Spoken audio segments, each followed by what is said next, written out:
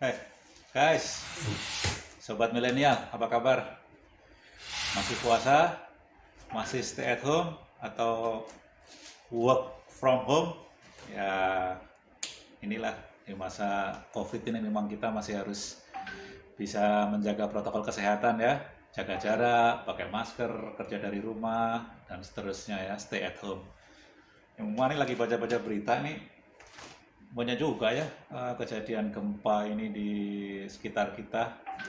Saya tadi coba-coba lihat karena baca gempa di koran ini, lihat di Google ada websitenya USGS atau United States Geological Survey. Itu di peta itu paling tidak dalam seminggu ini dari sekarang ini ya tanggal 20 Mei 2020 itu seminggu yang lalu itu paling tidak sudah ada 5 gempa di Indonesia itu yang ada panah-panah merah itu. Belum lagi gempa di sekitar Indonesia, ada di Filipina, di Papua Nugini dan seterusnya yang tentunya efeknya misalnya kalau terjadi tsunami dan seterusnya itu kan juga akan berefek ke Indonesia. Jadi bertanya-tanya nih ya sobat milenial, sebenarnya apa sih fenomena gempa ini? Bagaimana terjadinya? Terus kenapa di Indonesia kok ya kalau lihat dari gambar peta tadi kan sering juga ya, malah ada istilah kalau Indonesia itu Ring of Fire. Wah, apa ini? Apa kayak judul film Lord of the Ring gitu ya. Hah? Ini Ring of Fire gitu. Nah, mungkin supaya lebih jelas kita coba tanya-tanya ahlinya ya. Kita undang nih 2 pakar. Satu Dr. Wendy yang udah banyak berkecimpung di bidang ilmu pengetahuan dan teknologi IPTEK ya, karena beliau dulu lama di BPPT. Juga Dr. Idwan Suhardi. Nah, ini juga pakarnya geologi, pernah menjadi deputi di BPPT dan juga aktif mengajar di berbagai universitas, terutama di Universitas Indonesia. Nah, bagaimana keterangan beliau-beliau? Yuk kita ikutin Sobat Minas, kita kupas bareng apa ini sih tentang gempa itu dan bagaimana terjadinya efeknya dan seterusnya. Kita ikuti, dibahas bareng pakar, dibakar. Yuk, come on.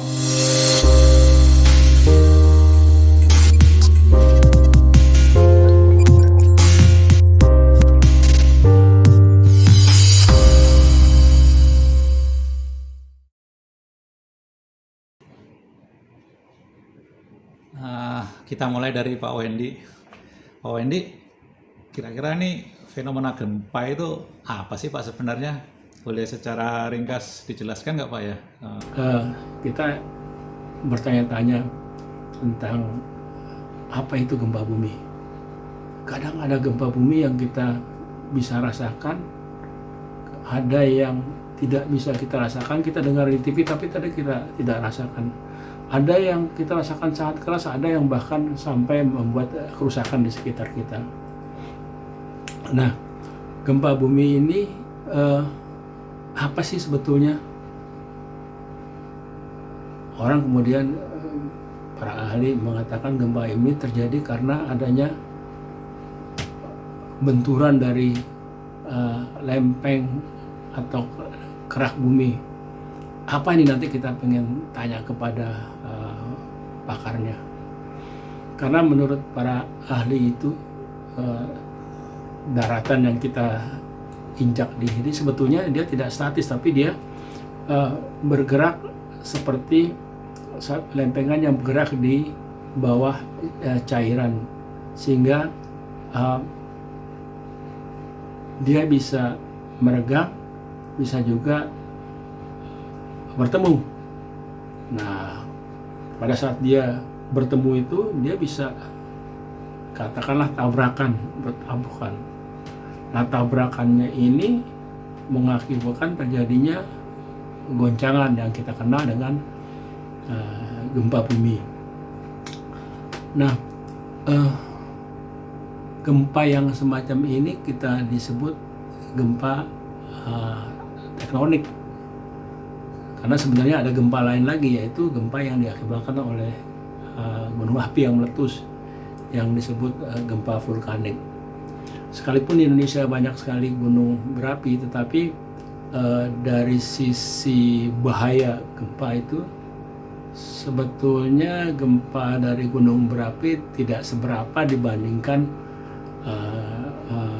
bencana yang ditimbulkan pada umumnya dari gempa yang sifatnya bersifat tektonik tersebut, yang berasal dari pergerakan lempengan di bawah perut bumi, di bawah lapisan bumi tersebut. Gitu. Tadi kita katakan bahwa gempa ada yang kita rasakan, ada yang nggak dirasakan, ada yang berakibat fatal. Nah, kenapa demikian? Karena tergantung di mana kita berada. Kalau kita berada jauh dari pusat gempa, misalnya katakanlah gempanya berada di Laut Selatan, kita beradanya di Jakarta, umumnya kita nggak terlalu merasakan. Kalau gempanya besar sekali, mungkin orang di sekitar katakanlah Bandung, Bogor terasa. Sebaliknya, penduduk yang di sekitar Sukabumi mungkin merasakan sangat keras akibatnya, atau di sekitar Jogja kan sangat keras akibatnya. Jadi dia yang pertama sekali tentunya seberapa besar dampaknya itu tergantung kepada pertama berapa besarnya si magnitude dari si gempa bumi itu. Kedua, jaraknya dari kita ini terhadap pusat gempa tersebut. Ya. Yang ketiga tentunya juga adalah gempanya terjadinya di mana sih? Dekat sekali dengan permukaan tanah atau ada di dalam. Semakin dia berada jauh di dalam bumi, makin kecil dampaknya terhadap kita. Nah, untuk membahas ini semua ini kita akan tanya kepada pakarnya. Ada kawan saya namanya Dr. Idwan Suhardi, seorang geolog, pernah menjadi deputi di Kementerian Riset dan Teknologi, kemudian sekarang juga beliau itu mengajar di Universitas Indonesia dan banyak terlibat di hal-hal masalah kegeologian dan seperti ini. Baik, kalau begitu kita berpindah ke Pak Idwan Suhardi. Jadi bagaimana Pak? Mungkin bisa lebih dijelaskan agak mendetail gitu ya. Tadi dari Pak Wendy sudah menjelaskan gempa itu ada kaitannya dengan lempeng, kemudian lempeng itu seperti kerak yang berada di atas semacam material yang lebih cair sehingga bisa bertubrukan, bisa saling menjauh dan seterusnya. Mungkin bisa lebih dijelaskan lebih detail Pak, bagaimana itu struktur lapisan-lapisan bumi itu sehingga bisa ya terjadi yang namanya gempa tektonik tadi yang antar lempeng. Silakan Pak. Sebelum kita bicara gempa lebih jauh, sebetulnya apa sih gempa bumi? Dari etimologinya, sebetulnya terdiri dari dua suku kata, gempa dan bumi. Gempa diartikan adalah getaran, sedangkan bumi diartikan di mana kita berpijak. Dan ini barangkali diambil padanannya lebih sederhana dari kata-kata asing, yaitu earthquake, yang padanannya adalah gempa bumi. Gempa ini terjadi terus-menerus di bumi ini yang menandakan ada dinamika dari bumi itu sendiri. Kalau kita lihat dalam perspektif ilmu pengetahuan, sebetulnya ada keingintahuan dari naturalis atau ilmuwan-ilmuwan yang tertarik dengan alam, salah satunya bidang geologi, yaitu oleh Bapak Geologi Modern yang bernama James Hutton. James Hutton ini sendiri sebetulnya hidup pada awal-awal abad ke-19. Itu di atas satu generasi dari misalnya yang sangat-sangat terkenal di bidang biologi itu Charles Darwin. Yang diberikan oleh James Hutton sebagai bapak modern geologi adalah keingintahuan kenapa dia jumpai fosil-fosil kerang dalam batuan-batuan yang dia dapatkan di perbukitan atau di ketinggian, yang seharusnya pada kekinian hari-hari ini kerang-kerang itu sendiri adanya di pantai atau adanya di laut. Artinya bahwa bumi ini bergerak menurut pemikiran atau hipotesa dari James Hutton itu sendiri. Dan ini pada akhirnya terbukti bahwa hari-hari ini kita meyakini bahwa bumi ini bergerak. Kalau kita bisa lihat di globe gitu ya, di bumi globe itu sendiri, kita bisa lihat di situ gambaran-gambaran begitu banyak. Apakah itu yang menandakan bukan hanya negara, tapi juga topografi ataupun batimetri. Artinya di sini topografi menggambarkan ketinggian, sebaliknya batimetri kedalaman. Di situ kita mendapatkan bagaimana bentuk-bentuk dari topografi dan batimetri dari yang paling tinggi yang kita dapatkan misalnya di sini adalah Mount Everest. Mount Everest itu punya ketinggian 8,832 meter dari permukaan laut. Sebaliknya, kita punya kedalaman yang sangat dalam, yaitu Palung Mariana. Itu kedalamannya lebih dari 11 km. Jadi di sini kita bisa lihat di globe atau di globe ya, itu akan terindikasikan kalau di peta batimetrinya kalau palung itu warnanya biru tua sekali, merupakan satu trans, satu palung yang memanjang. Begitu pula kalau ketinggian barangkali diwarnakan oleh yang lebih kontras yang lainnya, coklat atau coklat tua, tapi dengan ketinggian seperti tadi Mount Everest di Pegunungan Himalaya. Itu adalah gambaran-gambaran dari bagaimana sebetulnya bumi kita sendiri. Pertanyaannya adalah, kenapa bisa terjadi seperti itu? Inilah yang coba kita akan lihat dari hipotesa yang dikatakan oleh James Hutton tadi, bahwa bumi ini dinamis. Bagaimana kita melihat bagaimana kemudian mekanismenya sampai terjadi pergerakan itu sendiri. Dari sana kita berangkat dari sebetulnya bumi atau globe itu sendiri yang kita sederhanakan bulat seperti buah kalau kita potong melintang. Di dalamnya ada core atau core inti. Di atas core itu sendiri ya, seperti telur itu, di atas core-nya ada yang kuningnya, di atas core-nya itu ada mantel namanya. Di atasnya mantel lagi, itulah baru adanya crust. Jadi kalau gambarannya mungkin kalau kita sederhanakan seperti telur ya, kalau core-nya atau intinya yang kuning telurnya itu sendiri, mantelnya itu yang putih. Nah, crust atau keraknya sendiri itu kira-kira kulitnya, perbandingannya seperti itu. Nah, itu kita bisa terjadi karena kita pahami bahwa ini ada perbedaan parameter-parameter fisik dari komponen atau interior dari bumi itu sendiri. Core di situ makin berat, terdiri dari material-material yang punya density tinggi, sebaliknya crust yang paling ringan. Nah, ini ketebalannya pun bermacam-macam. Diameter dari bumi ini pun sebetulnya hampir 12.724 km. Itu diameternya.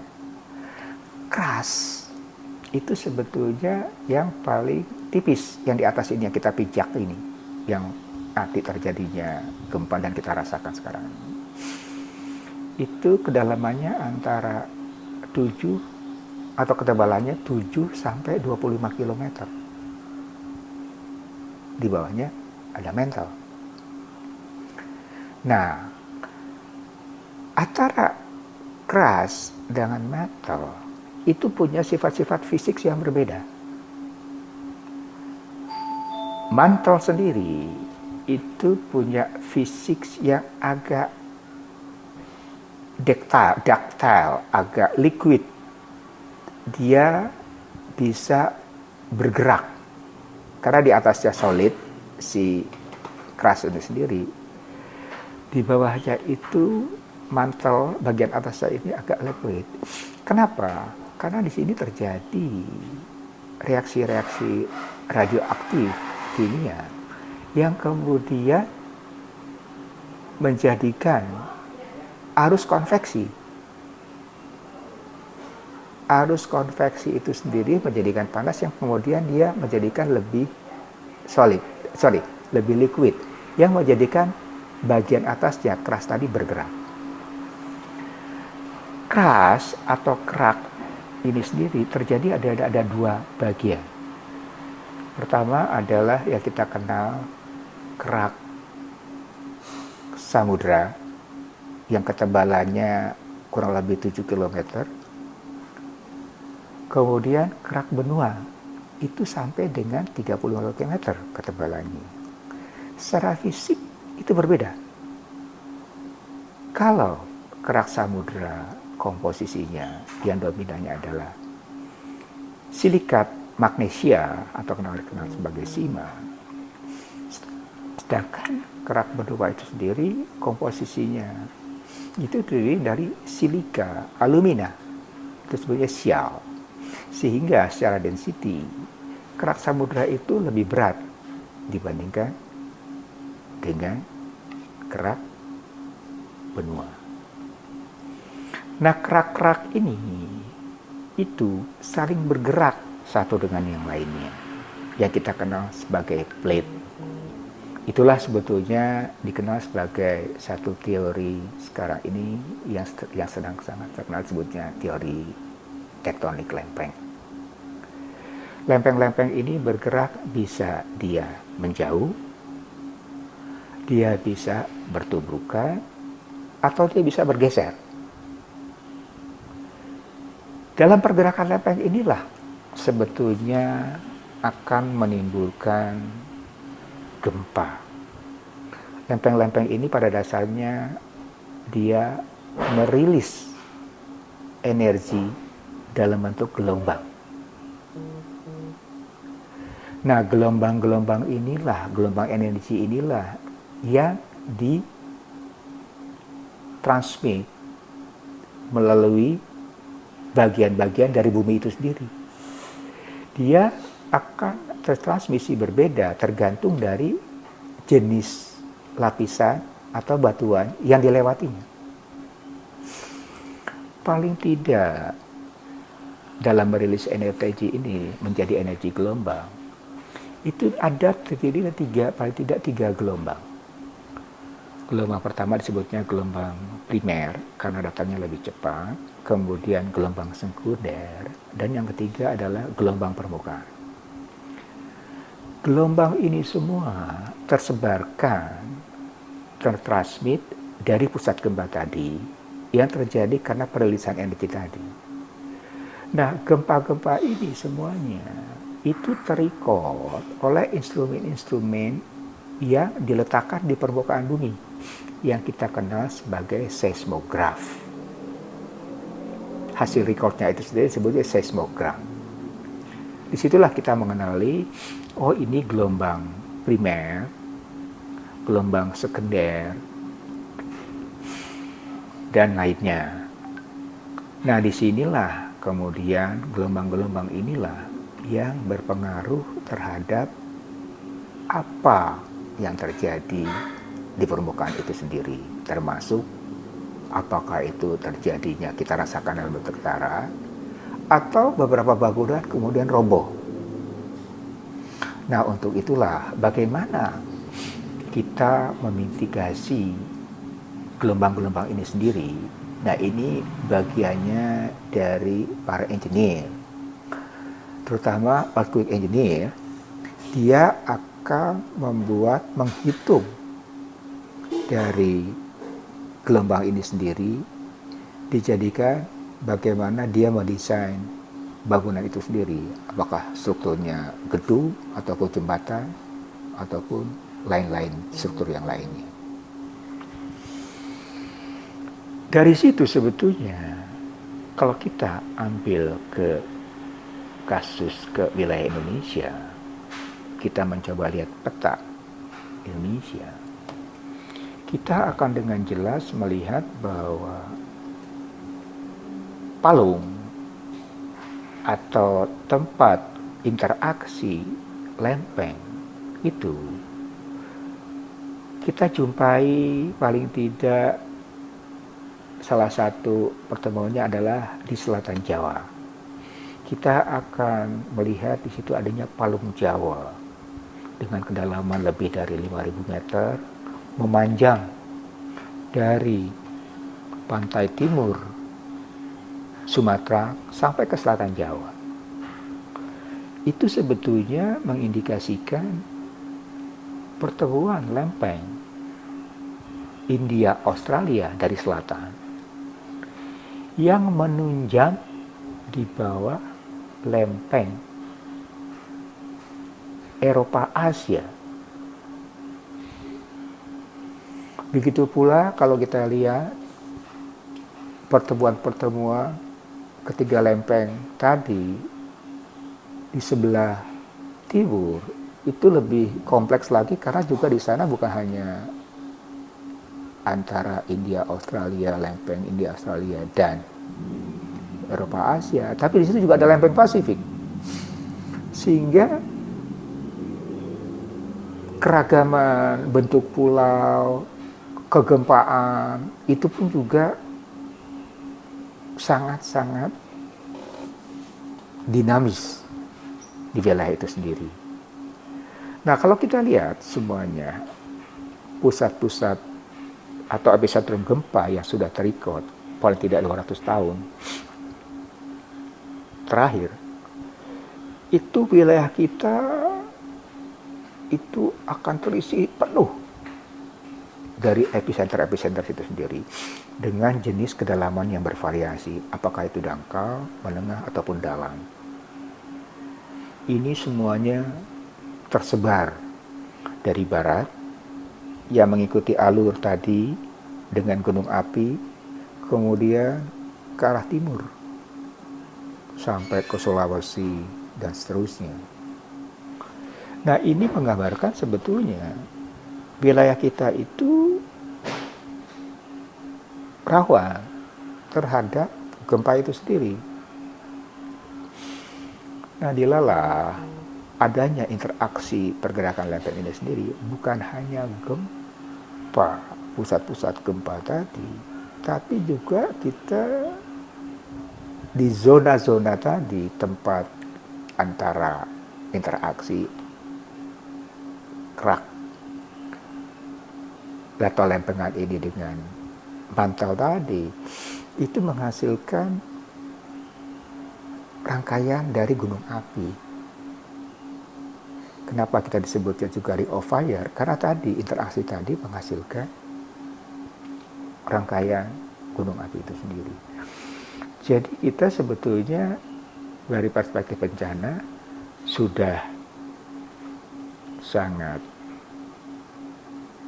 vulnerable karena tadi dijumpainya interaksi tadi yang menghasilkan begitu banyak gempa, sekaligus kita dikaruniai banyaknya gunung api. Itu yang pada akhirnya sebetulnya kita rasakan sekarang-sekarang ini. Nah, tentunya kalau bagaimana memitigasinya, paling tidak kita sudah tahu bahwa gempa itu menandakan bahwa bumi ini dinamis dan terjadi secara alami sebelum ada manusia sampai hari ini sebetulnya gempa itu secara natural itu sudah ada dan akan datang pun ada. Sekarang tinggal bagaimana kita sebagai penghuni dari wilayah ini kemudian mengadaptasi kondisi-kondisi itu sendiri. Kita sadar, aware, kemudian kita bisa memitigasinya dengan merencanakan dengan baik wilayah-wilayah kita dari gempa itu sendiri. Apakah itu dalam bentuk desain ataupun dalam bentuk desain wilayah ataupun struktur ya ini dibuat.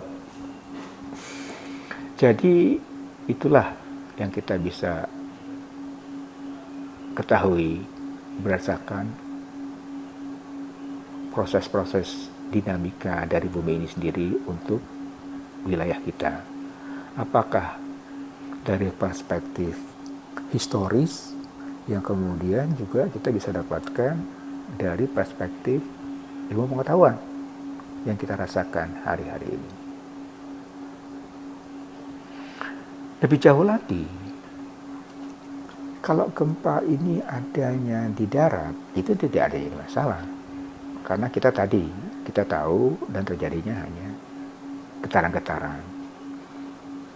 Suatu bentuk rilis energi dan sebagainya, yang kemudian dimitigasi dengan mendesain atau merencanakan pemukiman wilayah dan sebagainya, gedung, struktur dan sebagainya lebih baik.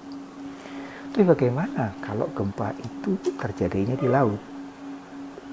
Nah, itulah yang kemudian menjadi potensi yang lain, bukan hanya dalam bentuk getaran, tapi karena ada dislokasi akibat sesar-sesar biasanya di situ interaksinya dalam bentuk fault, ada dislokasi yang cukup besar karena itu sendiri yang menyebabkan terjadinya tsunami yang seperti terjadi di Aceh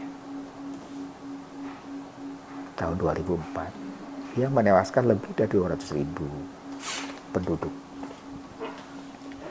Sebetulnya tsunami itu sendiri sebagaimana gempa, tanpa manusia pun itu tsunami itu ada. Nah, ini kita bisa lihat dari record endapan-endapan yang kita kenal sebagai paleo tsunami. Itu terjadi kalau kita teliti endapan-endapan lapisan-lapisan di pantai-pantai selatan Jawa ataupun kemudian di sebelah timur Sumatera. Itu menandakan bahwa pada sekian waktu yang lalu itu juga terjadi tsunami. Itu endapan-endapannya itu sangat khas, bisa dikenali. Artinya di sini sebetulnya menyimpulkan bahwa gempa ataupun tsunami itu adalah proses-proses alami yang memang secara natural itu ada di bumi ini. Sampai kapan? Sampai ya tentunya sampai seterusnya. Sehingga pada satu saat saya tidak tahu apakah ini akan berakhir dan sebagainya sebagaimana terjadi pada saat benturan dengan komet atau planet lain. Ini juga pertanyaan-pertanyaan secara saintifik yang akan sangat-sangat menarik. Tapi kita sebagai manusia dengan memahami wilayah kita sangat rentan terhadap gempa dan tsunami. Inilah tantangan-tantangan dari para perencana ataupun dari para engineer untuk memitigasi given yang kita diberikan yang maha kuasa wilayah kita adalah seperti ini. Barangkali sementara itu